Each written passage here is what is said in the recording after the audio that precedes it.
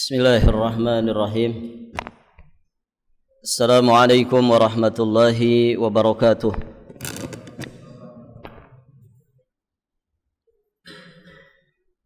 Alhamdulillahi rabbil alamin, wa bihi nasta'inu ala umurid dunya waddin. Wassalatu wassalamu ala ashrafil anbiya wa imamil mursalin, Nabiyyina Muhammadin alaihi afdalus salati wa atammut taslim, wa ala alihi wa ashabihi ajma'in wa sallama tasliman mazidan ila yaumiddin. Thumma amma ba'd, fa Allahumma inna nas'aluka ilman nafi'an wa rizqan tayyiban wa amalan mutaqabbala. Para hadirin ikhwati fiddin rahimani wa rahimakumullah, alhamdulillah kita bersyukur kepada Allah Subhanahu wa taala pada kesempatan ini. Insyaallah taala kita akan lanjutkan pembahasan kita, masih di pembahasan tentang bekal kematian. Di pembahasan terdahulu sudah kita bahas beberapa poin. Berikutnya para jamaah yang dirahmati Allah, kita akan membahas tentang dua jenis kematian.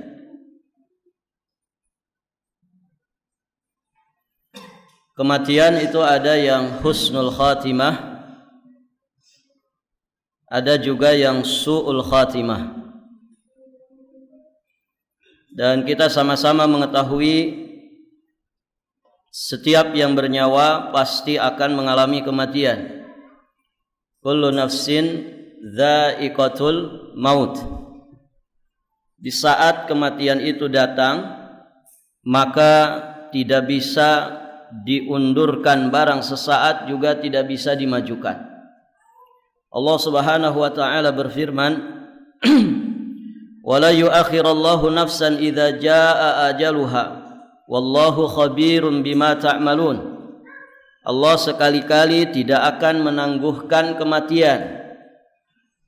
Allah sekali-kali tidak akan menangguhkan kematian seseorang apabila telah datang waktu kematiannya. Wallahu khabirum bima ta'malun. Dan Allah Subhanahu wa taala Maha teliti atas apa yang kalian kerjakan. Kemudian juga sudah kita sampaikan bahwa tidak ada seorang pun yang mengetahui di bumi mana dia itu akan meninggal dunia. Allah Subhanahu wa taala berfirman, "Wa ma tadri nafsun madza taksibu ghada wa ma tadri nafsun bi ayyi ardin tamut innallaha alimun khabir." Tidak ada seorang pun yang mengetahui di bumi manakah dia akan meninggal dunia. Sesungguhnya Allah Maha mengetahui lagi Maha mengenal. Nah, para jamaah yang dirahmati Allah, apa yang tadi kita sampaikan sesungguhnya telah diyakini oleh kebanyakan manusia. Maka yang paling terpenting adalah bagaimana bekal kita menghadapi kematian. Amalanlah yang sesungguhnya akan menjadi penentu. Amalan di akhir usia kita, para jamaah yang dirahmati Allah, memiliki peranan yang sangat besar tentang bagaimana nasib kita setelah itu.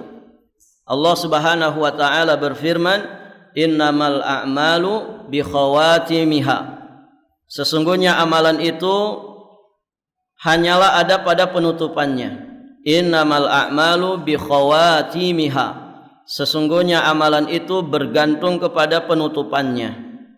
Seorang yang akhir usianya husnul khatimah, maka para jamaah yang dirahmati Allah, di saat dia menghadapi sakaratul maut, dia akan diseru oleh malaikat dengan seruan yang sesungguhnya menjadi pertanda kebaikan bagi dirinya.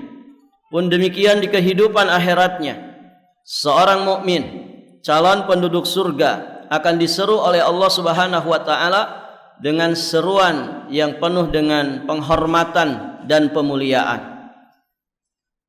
Di dalam Al-Qur'anul Karim, Allah Subhanahu wa taala menjelaskan bagaimana seorang mukmin ketika didatangi oleh malakatul maut, dia diseru dengan seruan yang sangat-sangat baik sekali, seruan yang menjadi pertanda kebaikan bagi dirinya akan nasib yang akan dia hadapi setelah kematian tersebut.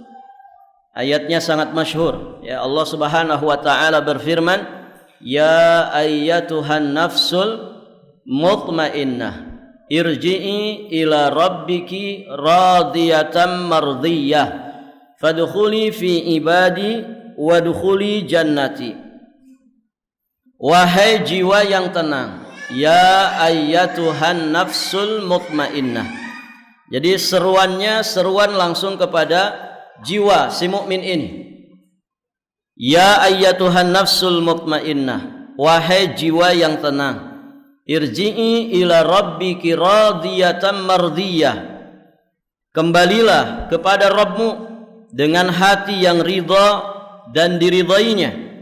Fadkhuli fi ibadi, maka masuklah ke dalam hamba-hambaku. Wadkhuli jannati, dan masuklah ke dalam surgaku. Barakallahu fiikum, para jamaah yang dirahmati Allah. Jadi kalau orang mati husnul khatimah, maka di saat dia didatangi malakatul maut akan menyapanya, menyerunya dengan seruan yang terbaik. Para jamaah sekalian yang dirahmati Allah, di sini sesungguhnya ada pelajaran bagi kita semua, bahwa siapa yang ingin selamat, hendaknya dia menjadi jiwa yang tenang. Ada berapa macam jiwa? Nafsu itu ada berapa? Ada berapa ikhwan? Ada pelajaran tazkiyatun nufus di sini? Nafsu ada 3 jenis. Masih ingat kan? Yang pertama, nafsul mutmainnah, jiwa yang tenang. Ini yang paling terbaik. Dan ini sesungguhnya jiwanya orang-orang yang beriman dan beramal saleh. Nafsul mutmainnah. Yang kedua apa? Nafsul lawwamah, jiwa yang selalu mencela. Dia levelnya di bawah mutmainnah. Lawwamah maksudnya adalah jiwa yang masih saja dia sering jatuh bangun. Ketika dia terjatuh ke dalam dosa, ke dalam maksiat, ke dalam kekurangan, dia selalu bersegera kembali mencela jiwanya yang telah lalai dengan istighfarnya, dengan taubatnya kepada Allah Subhanahu wa taala. Ini nafsul lawwamah. Kemudian satu lagi ada yang disebut dengan nafsu ammarah bisu, jiwa yang selalu menyuruh kepada keburukan. Nah, jiwa yang seperti inilah yang sesungguhnya harus diwaspadai oleh masing-masing kita. Allah Subhanahu wa taala sudah mengingatkan kita tentang masalah ini. Innan nafsa la ammaratun bisu. Sesungguhnya nafsu itu selalu menyeret manusia kepada keburukan. Nah, itulah nafsu ammarah bisu. Maka jiwa itu harus dikendalikan. Minim-minimnya kita ada di nafsul lawwamah. Syukur-syukur lebih dari itu, jiwa kita adalah jiwa yang mutmainnah. Dan jika ini dipertahankan sampai nanti ajal kita datang, maka inilah yang menjadi seruan malakatul maut terhadap jiwa kita. Ya ayyatuhan nafsul mutmainnah, irji'i ila rabbiki radiyatan mardiyah fadkhuli fi ibadi wadkhuli jannati. Barakallahu fikum. Dari sini juga kita bisa mengambil pelajaran bahwa sesungguhnya Islam mengajari kita untuk selalu memiliki jiwa tenang. Jiwa yang tenang dengan bimbingan Allah dan juga Rasul-Nya. Dan ternyata inilah sesungguhnya yang menjadi cita-cita seluruh manusia. Antum kalau tanya orang kafir, para jamaah, apa cita-cita hidupmu? Mesti jawabannya apa? Saya pengen hidup tenang. Dan di dalam ketenangan itulah ada kebahagiaan. Ya kan? Saya pengen hidup nyaman. Saya pengen hidup tentram. Saya pengen hidup bahagia. Saya pengen hidup tenang. Begitu kan? Semua begitu. Ya, pengen memiliki kehidupan yang tenang. Walaupun kemudian nanti versinya beda-beda. Tergantung apa yang menjadi bimbingan orang ini di dalam meraih ketenangan itu. Ada yang menganggap ketenangan itu dipangkat di jabatan. Saya baru akan tenang, saya baru akan bahagia, saya baru akan merasa sukses ketika saya sudah sampai di jabatan ini. Begitu kan? Sebagian menganggap ketenangan itu ada di harta. Jika saya jadi orang kaya, saya akan menjadi orang yang bahagia. Saya akan menjadi orang yang tenang, damai hidupnya. Dan mungkin sebagian manusia yang lain punya versi yang lainnya dari ketenangan dan juga kedamaian hidup. Nah, para jamaah yang dirahmati Allah, tidak ada satu ajaran agama yang kemudian membimbing manusia kepada ketenangan hakiki, jiwa yang damai dan bahagia dengan ketenangan dan kebahagiaan yang hakiki kecuali dinul Islam. Para jamaah yang dirahmati Allah, kita sama-sama tahu Islam mengajari kita iman dan juga amal saleh, yang ternyata disitulah letak ketenangan jiwa. Jadi letak ketenangan jiwa para jamaah yang dirahmati Allah bukan pada apa yang sifatnya fisik, apa yang sifatnya zahir, namun sesungguhnya kebahagiaan, ketenangan, kedamaian yang hakiki adalah apa yang ada di dalam jiwa manusia. Itulah hatinya. Maka hanya dengan iman, hanya dengan amal saleh, manusia itu akan menjadi jiwa yang tenang. Dan sesungguhnya ketenangan jiwa ini akan sangat berdampak baik kepada fisik luarnya. Antum para jamaah yang dirahmati Allah pasti bisa membedakan ya, bagaimana tingkah laku orang yang tergesa-gesa dengan orang yang tenang. Beda tidak? Efeknya ke fisik beda. Beda tidak? Berbeda sekali. Maka para jamaah yang dirahmati Allah, Islam membimbing kita mencari ketenangan, kebahagiaan, kenyamanan hidup itu langsung kepada pusat intinya. Bagaimana kita bisa memiliki hati yang bahagia? Dan sekali lagi Islam hanya menempatkan kebahagiaan hakiki hanya ada pada iman dan juga amal soleh. Inilah yang disebut oleh Syekhul Islam Ibnu Taimiyah rahimahullahu ta'ala dengan istilah jannatud dunya, surganya dunia. Inna fid dunya jannah, sesungguhnya di dunia ini ada surga. Man lam yadkhulha lam yadkhul jannatal akhirah. Siapa yang tidak masuk surga dunia ini, maka orang ini tidak akan masuk surga yang ada di akhirat. Jadi syarat untuk masuk surga di akhirat, kita harus masuk surga di dunia dulu. Ya kan? Dan Masya Allah, sifat-sifat dari surga dunia ini itu mirip-mirip dengan surga yang ada di akhirat. Walaupun versinya versi dunia, tapi kemiripan itu ada. Barakallahu fikum. Orang kalau sudah di surga tenang enggak? Tenang enggak ikhwan? Pernah ke sana? Taib. Begitu ya apa yang dikabarkan oleh Allah dan Rasulnya, apa yang dijelaskan oleh para ulama. Tidak ada tempat rehat yang sejati kecuali di mana? Di surga Allah nanti di akhirat. Imam Ahmad ketika ditanya, "Mata raha?" Kapan engkau akan rehat? Rehat itu kan tenang ya. Nyantai, tenang, bahagia, gembira. Itu rehat. Mata raha, kapan engkau akan rehat? Jawaban Imam Ahmad apa? Jawaban Imam Ahmad apa? Ini kan jamaah masjid Imam Ahmad bin Hambal. Harusnya paham dong Imam Ahmad. Jadi apa kata Imam Ahmad? Di saat kaki ini pertama kali melangkah ke surga, itu hakikat rehat. Ya kan? Itu hakikat rehat. Nah, para jamaah yang dirahmati Allah, kalau surga akhirat disifati dengan rehat. Di situ kedamaian hakiki, kebahagiaan, kesejahteraan, kegembiraan. Semua ungkapan-ungkapan indah itu ngumpul di surga. Semua rasa yang indah, rasa yang enak, rasa yang nyaman, semua ada di surga.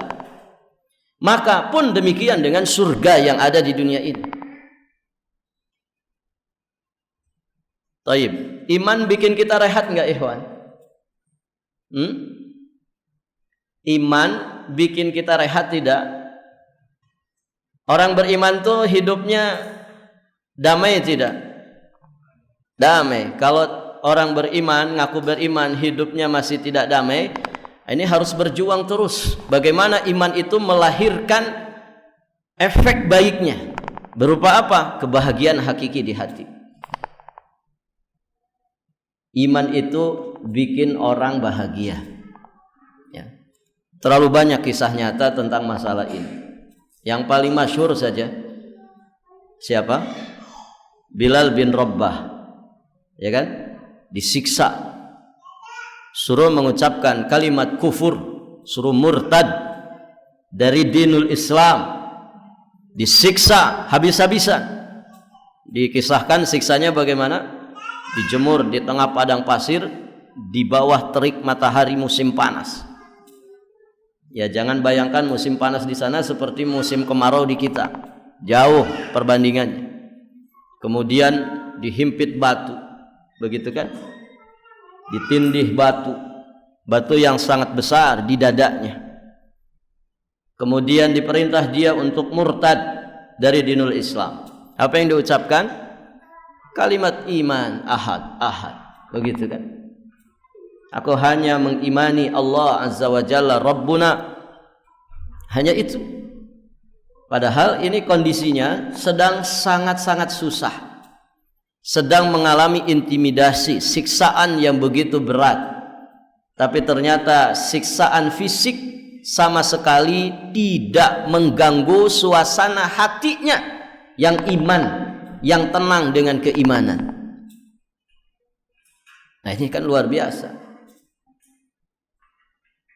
Di dunia ini orang sedang enak saja tapi hatinya nggak merasakan enak. Ada nggak yang kayak gitu? Ada, ikhwan?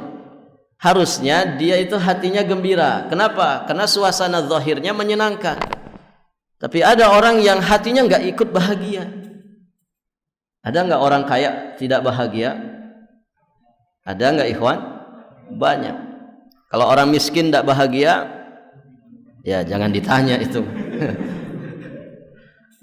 Orang kaya tapi tidak bahagia banyak, ya. Masya Allah. Katanya bahagia itu kalau punya istri yang cantik, begitu ya? Kata orang. Ada nggak yang istrinya cantik nggak bahagia? Banyak, begitu ya? Orang bilang bahagia itu kalau punya suami gagah, ganteng, begitu. Penghasilannya besar. Banyak nggak istri yang suaminya gagah, ganteng, penghasilannya besar tapi hidupnya nggak bahagia? Banyak. Nah, itu para jamaah, di dunia ini banyak orang yang semestinya dia bahagia hatinya karena apa yang nampak membahagiakan. Tapi ketika hati ini tidak bisa ikut bahagia selama-lamanya, ya dia tidak akan mendapatkan kebahagiaan itu. Kalaupun nampak dia sedang bahagia, kebahagiaan yang garing, kebahagiaan yang palsu dan semu, dan itu nggak bisa dibohongi, begitu ya. Hati orang tuh nggak bisa dibohongi. Ada orang populer luar biasa, begitu ya, Tapi ternyata ketika diwawancarai dia tidak pernah merasakan kebahagiaan dengan popularitasnya. Banyak orang kaya ternyata testimoninya, saya tidak bisa hidup bahagia. Banyak orang berpangkat, berjabatan, ya, yang menurut versinya orang ini orang paling bahagia. Ternyata dia menyampaikan pernyataan, saya tidak bisa hidup bahagia. Barakallahu fikum. Demikianlah ketika orang mengejar kebahagiaan, ketenangan hidup itu dari apa yang nampak secara zahir. Padahal para jamaah yang dirahmati Allah, Islam membimbing kita kepada pusat inti daripada kebahagiaan. Itulah iman. Keluarga Yasir, para jamaah yang dirahmati Allah, dan juga siapa istrinya? Sumayyah. Disiksa, diintimidasi, tapi kokoh dengan imannya. Siksaan itu tidak menjadikan dia terusik ketenangannya dengan iman. Nah ini luar biasa hebatnya pengaruh iman. Dan kisah-kisah seperti ini banyak sekali. Dari kisah salafun saleh, para sahabat yang mulia alaihi salat, para sahabat yang mulia, sahabat Nabi sallallahu alaihi wa alihi wasallam radhiyallahu taala anhum ajmain. Baik para jamaah, demikian pula kebahagiaan itu hanya ada pada amal saleh, iman dan amal saleh. Man amila salihan min dzakarin aw untha wa huwa mu'min falanuhiyannahu hayatan thayyibah wa lanajziyannahum ajrahum bi ahsani ma kanu ya'malun. Kata Allah Subhanahu wa taala, man amila salihan, siapa yang beramal saleh, baik itu laki-laki ataupun perempuan, wa huwa mu'min, sedangkan dia beriman. Jadi landasan amal solehnya itu iman, dan tidaklah dia beriman kecuali untuk beramal soleh. Apa kata Allah? Falanuhiyannahu hayatan thayyibah, sungguh benar-benar akan aku berikan kepadanya hayatan thayyibah, kehidupan yang thayyibah, kehidupan yang baik. Salah satu tafsiran kehidupan baik tumakninatul qalbi. Di dunia dia dapat tumakninatul qalbi. Apa tadi? Iman dan amal saleh. Maka jika manusia menyimpang dari dua jalan sumber kebahagiaan ini, selama-lamanya dia tidak akan mendapatkan kebahagiaan itu. Ibaratkan ikan yang kehilangan air, hidupnya akan terus diselimuti dengan keresahan, kegelisahan, kecemasan, kekhawatiran, kebimbangan, dan terus seperti itu dia menderita di dunia sebelum nanti disiksa di alam kuburnya, sebelum dia nanti disiksa kekal abadi di neraka Allah.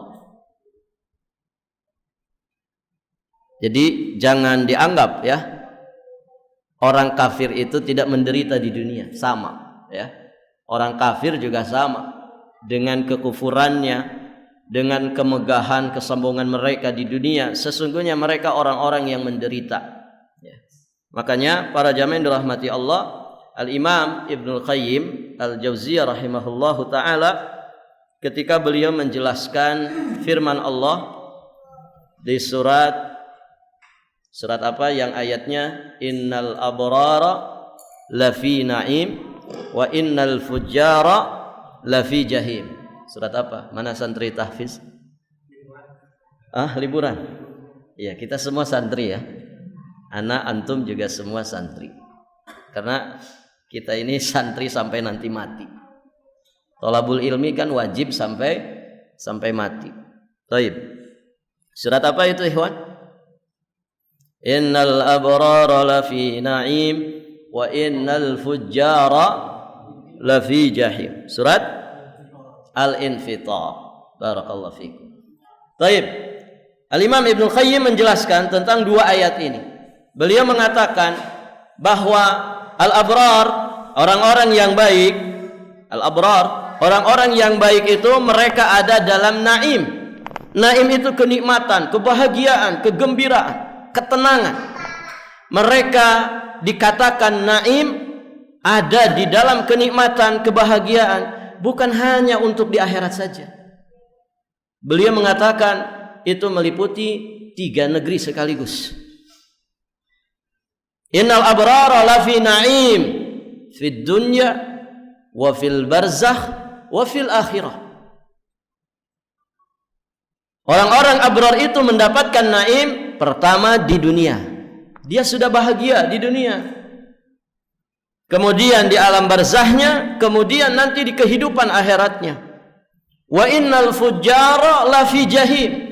Sesungguhnya orang-orang fujar, para pendurhaka, orang-orang kafir, ahli maksiat yang mati di atas kekufuran dan kemaksiatannya, lafi jahim. Mereka berada di neraka jahim. Mereka ada di dalam siksa kesengsaraan. Kata Imam Ibnul Qayyim, jangan disangka itu terjadi hanya di akhirat saja. Mereka sesungguhnya benar-benar ada dalam penderitaan, kesengsaraan, ada dalam siksaan. Itu meliputi 3 negeri sekaligus. Di dunia mereka sudah tersiksa karena mereka tidak mendapatkan kenikmatan hakiki berupa iman dan amal soleh. Di alam barzakh jelas mereka mendapatkan siksa kubur, kemudian berlanjut menuju ke siksa abadi di neraka. Baik, para jamaah yang dirahmati Allah. Nah, inilah iman dan amal soleh. Dan semua penjabaran tentang iman, semua rincian tentang amal soleh, semuanya membimbing dan menggiring orang-orang beriman untuk menjadi orang yang bahagia di dunia. Baik. Di antara konsekuensi keimanan banyak ya, penjabarannya banyak sekali. Di antara konsekuensi keimanan apa? Orang beriman itu kalau dapat nikmat bersyukur, kan begitu ya? Syukurnya seseorang kepada Allah itu sangat erat kaitannya dengan kualitas imannya. Sekadar iman yang ada pada diri seseorang, sekadar itu pula syukurnya kepada Allah. Kemudian konsekuensi keimanan, orang beriman itu sabar ketika diuji. Manzilah sabar ini kata para ulama juga sangat erat kaitannya dengan manzilatul iman. Tidak ada iman ketika orang itu tidak punya kesabaran, kan begitu. Baik, para jamaah. Kemudian konsekuensi keimanan, orang beriman itu ketika berbuat salah dia segera taubat, kan begitu. Nanti perhatikan ini. 3 perkara ini kata para ulama, ini sumber kebahagiaan. Orang itu kalau bersyukur hidupnya bahagia. Orang itu kalau bersabar ketika diuji oleh Allah hidupnya juga bahagia. Orang itu ketika segera bertaubat kepada Allah ketika berbuat salah dan dosa, maka dia akan menjadi orang yang bahagia. Baik, para jamaah. Syukur itu kan atas nikmat ya. Syukur atas nikmat. Nikmat itu kan dari sisi zatnya saja sudah menyenangkan. Nikmat itu kalau dibicarakan enak, begitu ya. Sok antum kalau ngumpul sama istri, bicara musibah dengan bicara nikmat, enak mana? Hah? Enak mana, ikhwan? Enak bicara nikmat, ya kan? Wa amma bi nikmati rabbika fahaddits, kan begitu. Ucapkan itu nikmat Allah, bicarakan, saling mengingatkan. Karena nikmatnya itu sendiri sudah nikmat, ketika dibicarakan juga jadi nikmat. Didengarnya juga enak. Apalagi kalau disyukuri. La in syakartum la azidannakum wa la in kafartum inna adzabi lasyadid. Maka rugi sekali ya orang tuh kalau hari-harinya bicaranya yang enggak enak aja. Pernah ketemu orang kayak gitu? Jadi kalau setiap ketemu mesti mengeluh. Aduh, saya di PHK gitu. Aduh, di rumah enggak ada beras. Aduh. Jadi hidupnya enggak pernah bahagia, susah bahagia orang seperti itu, para jamaah. Padahal wa in ta'uddu nikmatallahi la tuhsuha. Kalau kita ngitung nikmat Allah tidak pernah bisa terhitung saking banyaknya. Dari seujung rambut sampai seujung kaki kita kalau dihitung itu nikmat tidak ada habis-habisnya. Baik, para jamaah. Sabar pun demikian. Sabar itu para jamaah, asal sabar itu di mana? Asal syukur kan di hati ya. Pertamanya di hati. I'tiqad, i'tiraf, iman, begitu kan? Asal sabar juga adalah di hati. Sabar itu kan menahan hati dari suudzon kepada Allah, dari berkeluh kesah, dari memprotes takdir Allah Azza wa Jalla. Ini sabar di hati awalnya. Jadi Masya Allah, ini syukur, sabar membimbing hati kita. Demikian pula taubat kepada Allah. Orang itu kalau taubat para jamaah, dadanya lapang, lega hatinya. Antum pernah masalah sama teman? Pernah masalah nggak ikhwan? Pastilah ya. Ada saja teman kerja, sahabat, kadang bermasalah sama istri, begitu ya. Kadang bermasalah sama anak-anak, kadang bermasalah sama tetangga, kadang masalah sama bawahan, atasan, kan begitu. Sesama pengurus masjid, ya. Sesama pengurus yayasan, pengurus sekolah. Masalah biasa kita hadapi dalam kehidupan ini. Baik, ketika kita bermasalah, enak nggak suasana? Nggak enak. Oh, di sini tuh nggak enak. Ada semacam ganjelan. Ketemu orangnya bikin muntah, muak, ya. Ketemu di jalan pasti kita akan cari gang yang lain. Enak nggak orang kayak gitu hidupnya? Nggak enak, ya kan? Tapi coba kalau antum sudah datang bareng, duduk empat mata, bicara dari hati ke hati, mencari solusi, menyelesaikan masalah. Akhirnya Allah anugerahkan kemudahan untuk dua orang ini akur, saling memaafkan, saling berangkulan, bahkan mungkin saling mencucurkan air mata. Ana yang minta maaf ke antum. Kata yang satu lagi, ana yang minta maaf ke antum. Ana yang salah, enggak, ana yang salah. Gitu. Kelahi lagi gitu ya. Baik para jamaah. Pokoknya selesai itu urusan, ya, berpelukan, selesai, saling memaafkan. Apa rasanya di sini? Hah? Lega, plong rasanya. Dunia terasa luas lagi, ya kan? Itu loh sesama manusia. Walillahil matsalul a'la. Bagaimana kalau kita setiap hari tobat kepada Allah? Bagaimana setiap hari kita ketuk pintunya langit untuk kita bersimpuh, meminta maaf, meminta ampunan kepada Allah Subhanahu wa taala. Bagaimana orang tobat itu enggak tenang hatinya, enggak bahagia, enggak lapang dadanya. Nah, kata Imam Ibnu Qayyim, ini manusia ini muter-muter di tiga perkara ini. Ada kalanya manusia mendapatkan kelapangan dan rata-rata kelapangan itu mendominasi hidup kita. Ada kalanya manusia mendapatkan kesusahan, kesempitan. Ada kalanya manusia berbuat salah dan dosa. Maka ketika tiga perkara ini kita praktekkan dengan bimbingan iman, dengan amal soleh, Masya Allah, kita akan menjadi orang yang paling bahagia. Tidak peduli status kita secara zahir itu siapa dan apa kedudukan kita. Mau orang memandang kita orang miskin, tidak peduli. Mau memandang orang itu orang kaya, walhamdulillah. Ya. Karena Islam tidak perhatian kepada itunya. Ya kan? Makanya kata Nabi, la ba'sa bil ghina liman ittaqa. Dan mengapa orang itu jadi orang kaya? Yang penting dia bertakwa. Jadi esensinya adalah ketakwaan hati. Mau kita jadi orang kaya, mau kita ditakdirkan jadi orang miskin, mau jadi rakyat jelata ataupun pejabat negara, tidak ada masalah. Yang penting punya takwa. Takwa inilah yang membimbing iman dan amal saleh. Nah, itu para jamaah yang dirahmati Allah.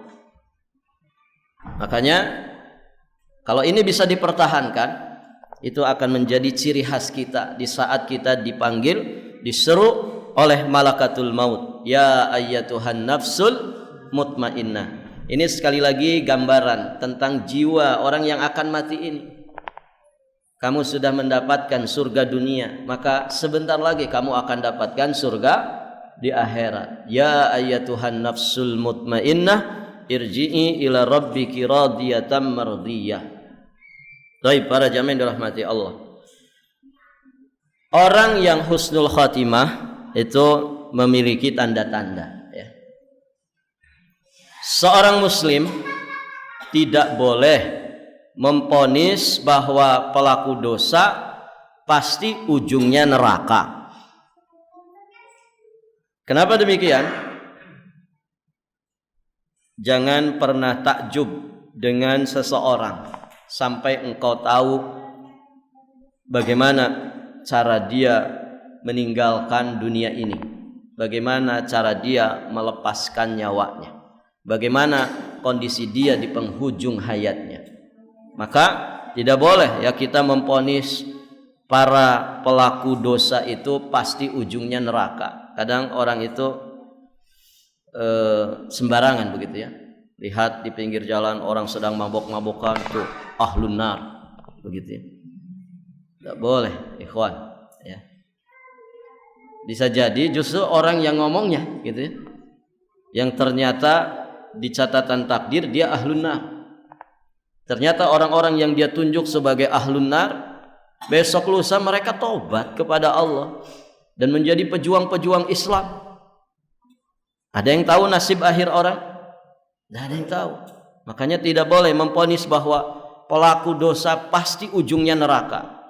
Karena bisa jadi ya seseorang itu melakukan dosa, namun ternyata di penghujung hayatnya dia taubat nasuha, yang kemudian taubat nasuhanya ini menghapuskan semua dosa dan kesalahan yang pernah dia lakukan. Pun demikian, pelaku kebaikan tidak boleh dipastikan bahwa dia akan berujung di surga Allah. Kenapa? Sebelum dia meninggalkan alam dunia ini, kita tidak pernah tahu nasib akhir dia seperti apa. Banyak nggak orang yang di penghujung hayatnya ternyata dalam kondisi yang terburuk? Banyak. Sebagian para masyayikh kita menulis kisah-kisah nyata tentang husnul khatimah, juga tentang su'ul khatimah. Maka yang lebih tepat para jamaah yang dirahmati Allah, ketika kita melihat para pelaku kebaikan, maka kita berharap kepada Allah semoga mereka pun husnul khatimah, bisa istiqamah mempertahankan iman dan amal solehnya sampai akhir hayatnya, dan didoakan kebaikan yang dilakukan tersebut menjadi sebab dia masuk ke dalam surga Allah. Pun demikian di saat kita melihat orang-orang dengan keburukannya, dengan dosa dan maksiatnya, kita berharap semoga Allah memberikan hidayah taufik kepada mereka. Ini sisi-sisi kasih sayang seperti ini sering kita abaikan para jamaah. Ya, padahal di dalam dunia dakwah, al-aslu fid dakwah ar-rahmah. Asal hukum dalam berdakwah itu adalah menebar kasih sayang, bukan menebar kebencian. Itu asal hukumnya.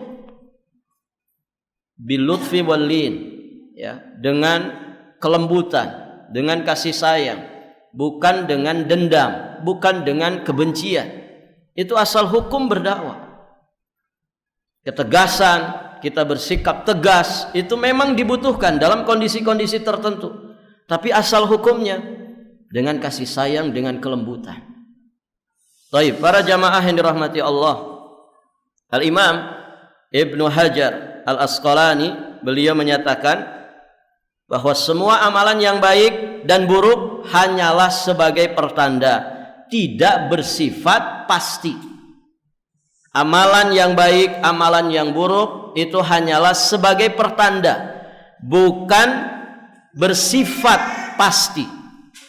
Segala urusan akan berujung pada takdir yang telah ditentukan sebelumnya. Maka para jamaah yang dirahmati Allah, kita khawatir dengan para musyrik, orang-orang yang berbuat keburukan. Demikian pula kita berharap besar kepada mereka yang wafat dalam kondisi husnul khatimah. Semoga itu menjadi jalan bagi dirinya untuk mendapatkan surga Allah Subhanahu wa taala. Barakallahu fikum. Taib. Yang pertama dari tanda husnul khatimah adalah mengucapkan kalimat la ilaha illallah sebelum dia melepaskan nyawanya.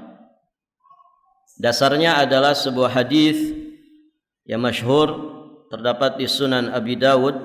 Hadis ini sahih, disahihkan oleh Imam Al-Albani dalam Sahihul Jami. dari jalan sahabat yang mulia Mu'adz bin Jabal radhiyallahu taala anhu, beliau berkata, qala Rasulullah sallallahu alaihi wasallam, man kana akhir kalamihi la ilaha illallah dakhalal jannah.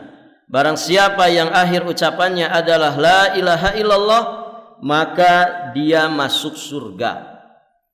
Hadis ini para jamaah yang dirahmati Allah, banyak sekali fawaidnya, banyak sekali faidahnya. Yang paling nampak dari faidah hadis ini tentu adalah bayan fadl kalimat at-tauhid, yakni penjelasan tentang keutamaan kalimat tauhid la ilaha illallah. Ini kalimat ini luar biasa fadilahnya, dan di kitab tauhid ya dijelaskan sampai satu bab ya tentang keutamaan kalimat tauhid la ilaha illallah, sehingga ketika ini menjadi kalimat terakhir di saat orang itu melepaskan nyawanya, maka itu sesungguhnya pertanda husnul khatimah. Kemudian para jamaah yang dirahmati Allah, faidah yang kedua di antara faidah dari hadis ini, istihbab khatmil insan hadithahu bihadhil kalimatil azimah. Dianjurkan, disukai untuk menutup pembicaraan dengan kalimat la ilaha illallah. Karena man kana akhir kalamihi, maka di sini disukai, dianjurkan kalau kita mengakhiri sesuatu dengan kalimat la ilaha illallah. Makanya ada doa namanya kafaratul majlis. Bagaimana doanya? Subhanakallahumma wa bihamdika asyhadu an la ilaha illa anta astaghfiruka wa atubu ilaik. Subhanakallahumma wa bihamdika asyhadu an la ilaha illa anta. Ada di situ kalimat syahadat la ilaha illallah, kalimatut tauhid. Ini dibaca di saat kita selesai bermajlis. Dan ini disunahkan mengakhiri ya kalam dengan kalimat la ilaha illallah. La siyama, terlebih lagi fi mawatin yukhsha al-abdu halak nafsihi fihi. Terlebih lagi pada tempat-tempat atau kondisi-kondisi yang seseorang itu dikhawatirkan dia akan celaka, dia akan terancam nyawanya, begitu ya. Ini diutamakan di tempat-tempat yang seperti itu. Contoh, sebelum kita tidur. Ini kan satu kondisi kita tidak pernah tahu nanti kita bangun di pagi hari ataukah nanti kita bangunnya di alam barzah. Begitu kan? Maka kalimat ini sangat dianjurkan menjadi penutup ya. Atau di saat-saat kita khawatir kebinasaan kita, sedang bencana alam misalkan, perbanyak ini kalimat ini ya. Gunung sedang batuk-batuk ya. Sedang terjadi gempa bumi, sedang terjadi bencana alam, la ilaha illallah, la ilaha illallah ya. Sehingga apa yang disebutkan oleh Nabi ini bisa kita harapkan. Man kana akhir kalamihi la ilaha illallah dakhalal jannah. Makanya afdaluz zikri la ilaha illallah. Seutama-utamanya zikir adalah la ilaha illallah. Antum naik motor, naik kendaraan ya. Bahkan ketika kita jalan kaki ya. Ada enggak orang jalan kaki terpeleset meninggal dunia? Ada. Begitu ya, lagi musim hujan gitu. Atau ketika naik kapal laut, ketika naik pesawat terbang, ketika naik kereta api, yang di situ kita khawatir ada sesuatu yang mungkin saja ya nyawa kita ternyata di situ diambil. Maka perbanyak zikir la ilaha illallah. Nah demikian para jamaah yang dirahmati Allah, sudah masuk waktu, masih banyak faidah-faidah yang lain dari hadis ini. Insyaallah taala kita lanjutkan di kesempatan berikutnya biidznillah taala. Insyaallah pengajian kita di setiap hari Selasa ya. Selasa malam Rabu, tapi 2 kali saja sebulan. Minggu 3 dan minggu keempat. Insyaallah biidznillah. Baik, kita akhiri saja dengan doa kafaratul majlis. Subhanakallahumma bihamdik asyhadu an la ilaha illa anta astaghfiruka wa atubu ilaik. Hadanallahu wa iyyakum ajma'in wallahul muwaffiq ila aqwamit thoriq. Al-'afwu minkum. Wassalamu alaikum warahmatullahi wabarakatuh.